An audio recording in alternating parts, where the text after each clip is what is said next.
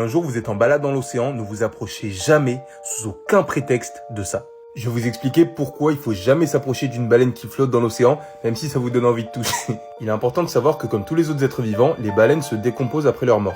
Le problème, c'est que ce processus, il produit du gaz, et ce gaz, malheureusement, il peut pas s'échapper du corps de la baleine à cause de toute la graisse qui est à l'intérieur.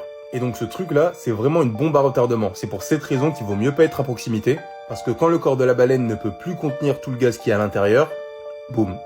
Et sachez que si ça explose, même si vous n'êtes pas très proche les gars, l'odeur qui va entrer dans vos narines, mais ça va partir en GTA, vous allez tomber dans les pommes, vous allez respawn à l'hôpital, supplément 20 séances de psy pour effacer le souvenir. Mais en vrai, l'odeur c'est même pas le pire, parce qu'une baleine qui explose peut projeter ses entrailles à plus de 70 km/h. Mais regardez l'homme qui a fui là, il a vu sa vie défiler, c'est sûr.